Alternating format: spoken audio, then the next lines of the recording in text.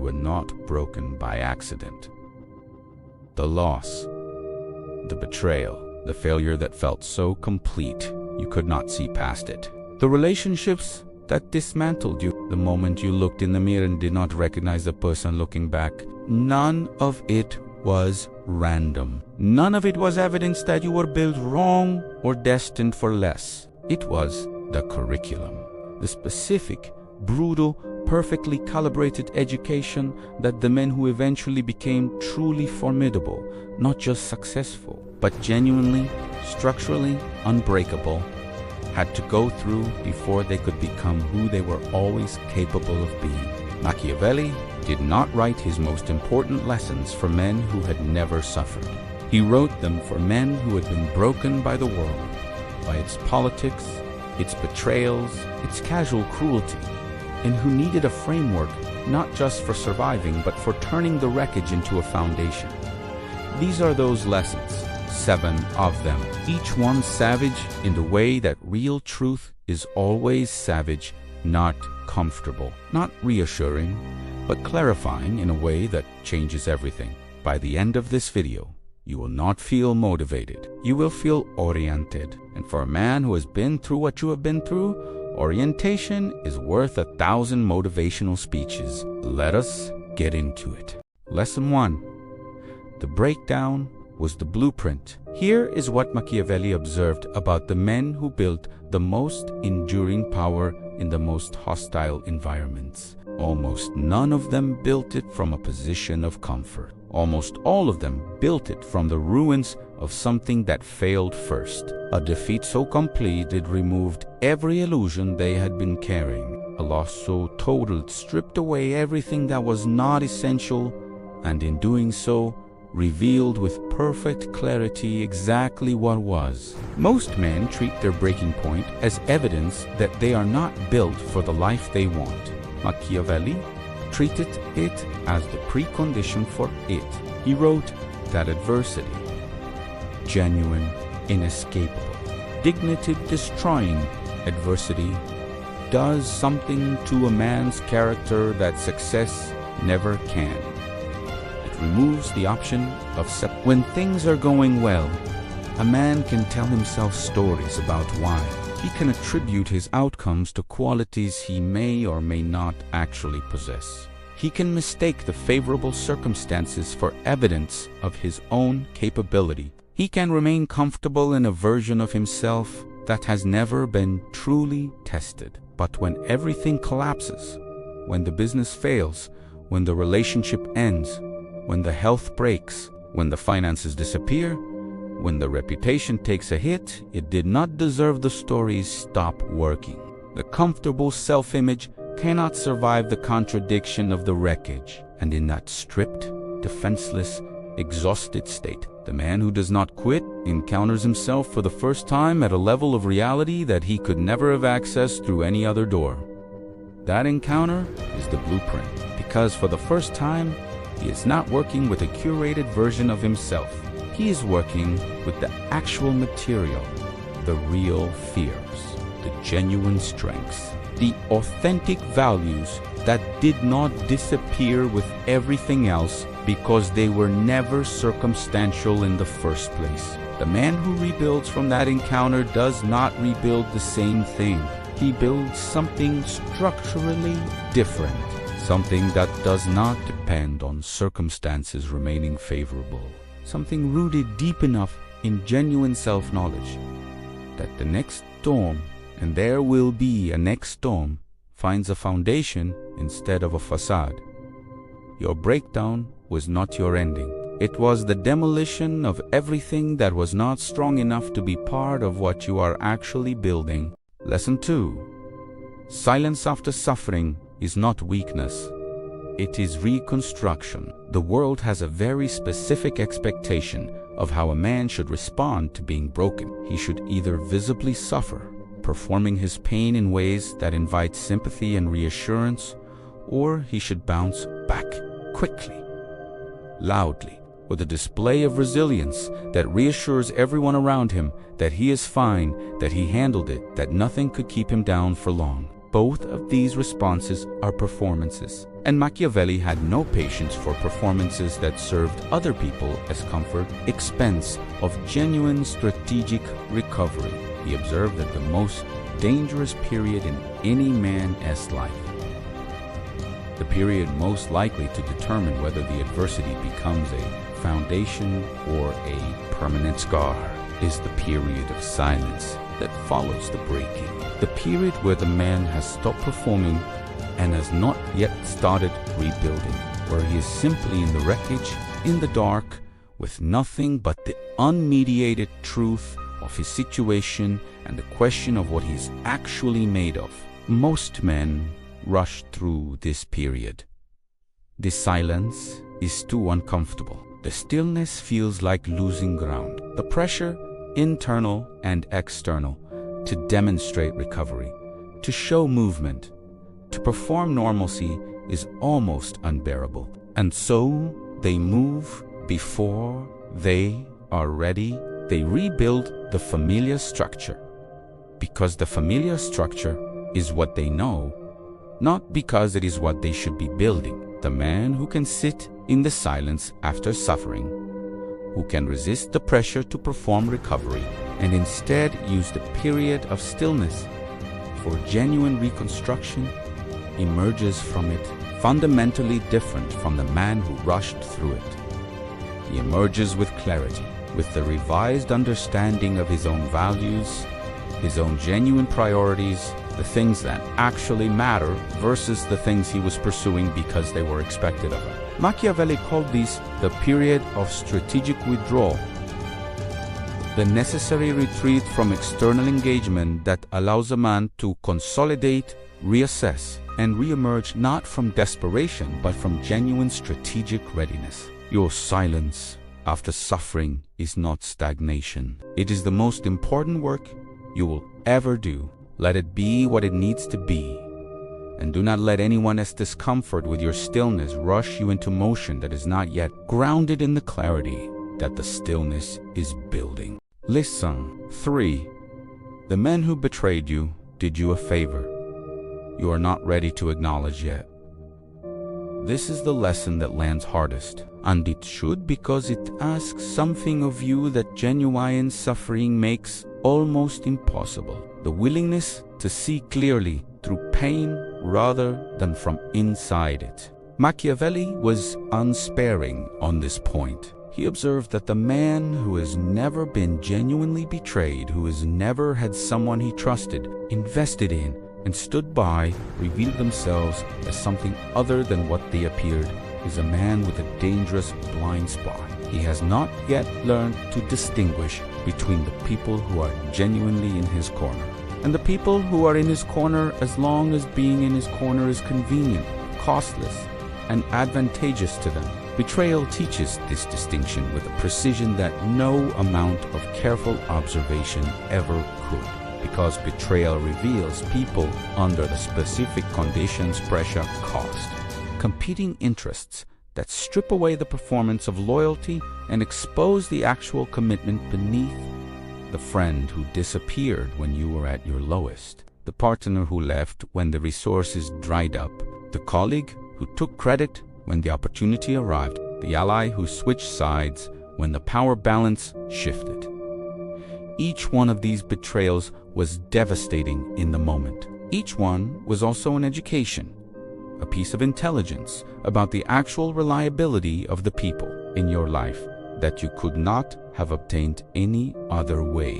The man who comes out of genuine betrayal with this intelligence, who has learned at this cellular level to read loyalty in behavior rather than words to assess, alliance by what people do under pressure rather than what they claim in comfort, is a man with a social intelligence that cannot be manufactured in any less costly school. Here is the dark psychology truth. The people who betrayed you filtered themselves out of your future. They revealed before you had invested even more in them that they were not built for the level you are now building toward. Their departure, however it felt in the moment, made space. Space that will be filled when the time is right by people whose loyalty has been tested and found genuine. Thank them in your mind, not for the pain, but for the clarity. And then build what you are building with the eyes they gave you. Lesson 4.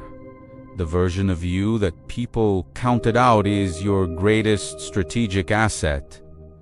There is a specific energy that accumulates in a man who has been dismissed, written off, looked past, assessed as less than less capable, less valuable, less likely to amount to what he was quietly certain he was capable of being. Most men try to escape this energy as quickly as possible. They want the recognition. They want the acknowledgement. They want the moment where the people who counted them out are forced to confront what they missed. And there is nothing wrong with wanting that. It is a deeply human desire, and in controlled doses, a legitimate source of fuel. But Machiavelli identified something about the man who has been counted out that those who counted him out consistently underestimate, and that the man himself often fails to fully weaponize. The underestimated man operates without surveillance. When no one is watching you closely, when the people with the power and the resources and the social capital have decided you are not worth tracking, you have a freedom of movement, a freedom of development, a freedom to build in relative obscurity that the man who is constantly watched, constantly assessed, constantly expected to perform at a visible level never has. The quietly dismissed man can fail without consequence, can experiment without scrutiny, can rebuild without the pressure of an audience evaluating every decision against a predetermined standard. He can do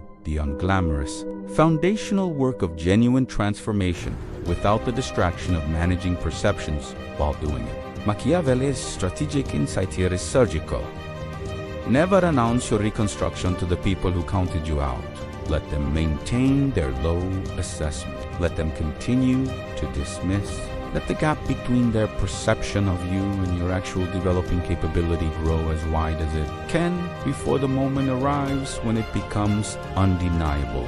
Because the wider that gap, the more dramatically they have underestimated what was actually being built, the more completely the revelation of it will restructure every dynamic between you. The man who works in obscurity and emerges transformed does not need to say anything. The result says everything, and the silence that preceded it, the years of quiet, unseen, underestimated work, will retroactively become the most impressive part of the story.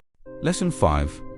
Desperation is the scent that attracts every predator. This lesson is the one that most broken men need to hear most urgently, and the one they are, at their lowest point, least able to receive.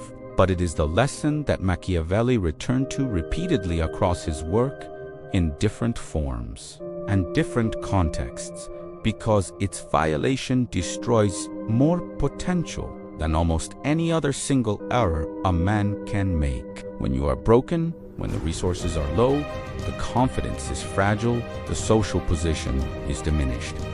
The options feel scarce. Desperation is a completely understandable response. It is the emotional and psychological weather of genuine scarcity. It is what survival pressure feels like from the inside. But desperation, broadcast externally, is one of the most dangerous signals a man can send. Not because it is shameful.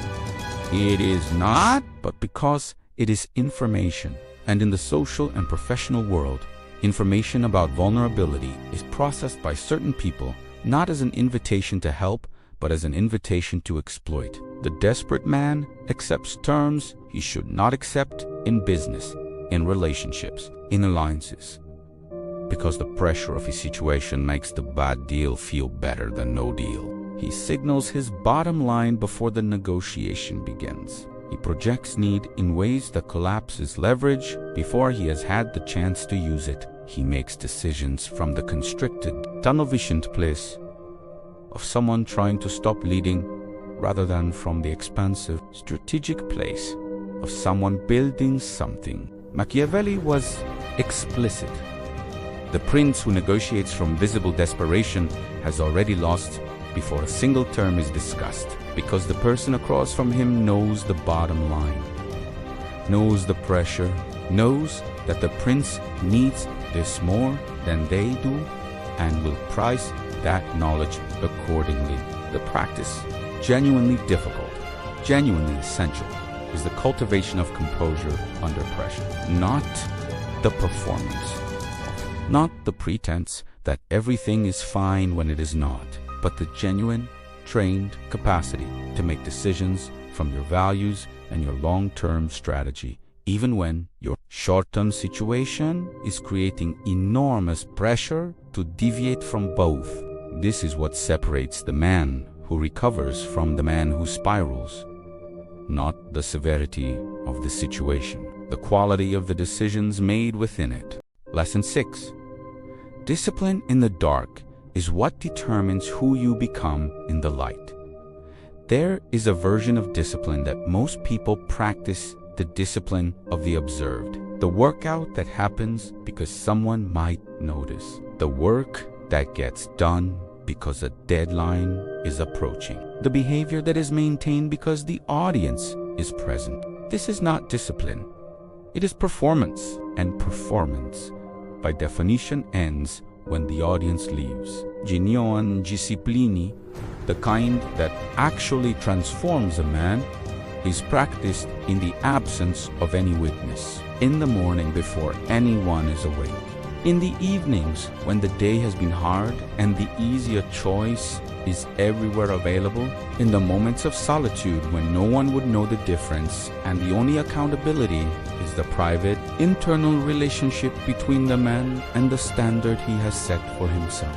Machiavelli understood that the character of a man, his actual character, not his social presentation, is formed entirely in these private moments, not in the public victories or the visible performances of excellence, in the 10,000 small decisions made when no one is watching, when the choice is between the discipline that builds and the comfort that maintains, between the action that serves the long-term self and the impulse that serves the immediate one. The man who has been broken and is rebuilding faces this choice with particular intensity, because the darkness of genuine recovery is a testing ground for exactly this quality. Every day of discipline in a period of invisibility is a deposit into an account that no one can see, but that will eventually produce returns that everyone will notice. Every workout done in the dark, every book read when the television was easier, every early morning honored when sleep was more comfortable, every difficult conversation had when avoidance was available, every decision made from principle when compromise was tempting. These are not small things. They are the architecture of the man being built in the absence of any audience. And that man, built in private, tested in obscurity, forged in the genuine difficulty of choosing discipline when comfort was always available, is the man who walks into every room differently. Not because he performed anything, because he became something. Lesson 7. The king you become is not found. He is built brick by brick, decision by decision, day by day. This is where all 6 previous lessons converge, where the breakdown, the silence, the betrayal, the obscurity, the composure under pressure, and the discipline in the dark all point toward the same singular, clarifying truth: the unstoppable man. The one who walks through the world with the kind of quiet, unmistakable authority that cannot be performed and cannot be faked, did not find that version of himself in a moment of inspiration. He did not wake up one day transformed. He built himself with the same patience, the same precision, the same long-term strategic thinking that Machiavelli described in his greatest leaders, applied not to kingdoms or armies, but to the interior architecture of a single human life. Every broken man carries within him the complete blueprints for the king he is capable of becoming. The breaking did not destroy the blueprints. It revealed them by removing everything that was obscuring them. Every loss clarified a value. Every betrayal revealed a standard. Every failure identified a weakness that, addressed and transformed, becomes a structural strength. Every dark period of invisible discipline deposited something into the foundation that will hold weight that the previous version could never have carried. Machiavelli's hidden law, the one that runs beneath all 7 lessons like a current, is this: fortune strips a man down so that virtue can build him back up. Fortune is the circumstantia, virtue.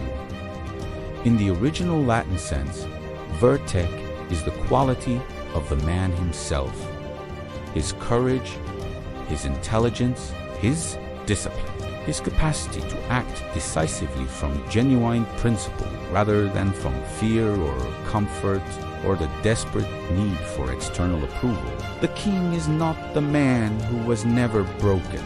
The king is the man who was broken completely and used every piece of the wreckage as material.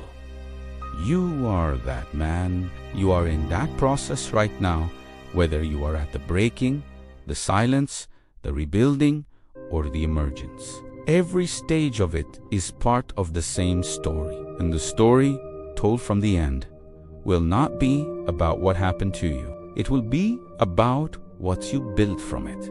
That story is still being written. And the next chapter, the one that begins with the decision you make after watching this video, is yours to author entirely. This is Mind of the Alpha, where we build kings from the inside out. If these 7 lessons found you at exactly the right moment, if they named something in your story that needed to be named, then subscribe right now, because the next part of this series goes even deeper into the Machiavellian psychology of power identity and what it means to become the man that nothing and no one can stop.